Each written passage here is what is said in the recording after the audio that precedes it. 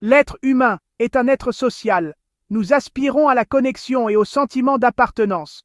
Les relations enrichissent nos vies et nous apportent du soutien. Qu'il s'agisse de la famille, des amitiés ou des relations amoureuses, les relations nous façonnent. Elles nous apprennent l'empathie, la compassion et le sens de l'amour. Ces liens sont essentiels à notre bien-être émotionnel et spirituel. Ils nous rappellent que nous ne sommes pas seuls. En cultivant ces connexions, nous nourrissons la joie, la résilience et un but dans la vie.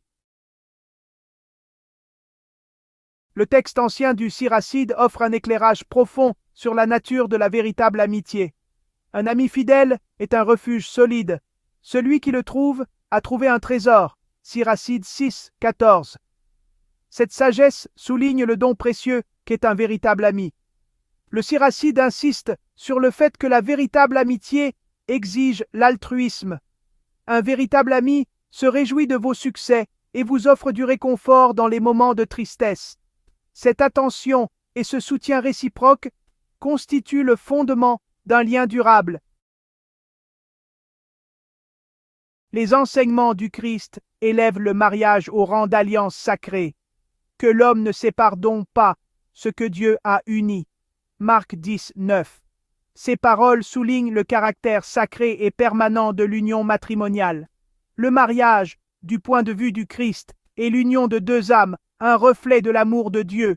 Ce lien est fondé sur l'amour, la confiance et le respect mutuel.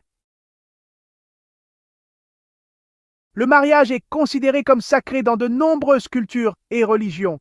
C'est un témoignage du désir d'amour et de compagnie propre à l'humanité. Cette union sacrée reflète l'amour divin entre Dieu et l'humanité. L'engagement et la fidélité au sein du mariage reflètent l'amour indéfectible de Dieu. C'est à travers ce prisme que nous comprenons la signification profonde de ce lien à vie.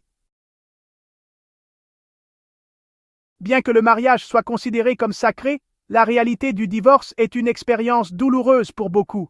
Il est crucial d'aborder avec empathie ceux qui ont vécu un divorce. Le divorce peut entraîner une douleur émotionnelle, de la confusion et un sentiment de perte. Ce n'est pas un signe d'échec, mais le reflet des complexités de la vie.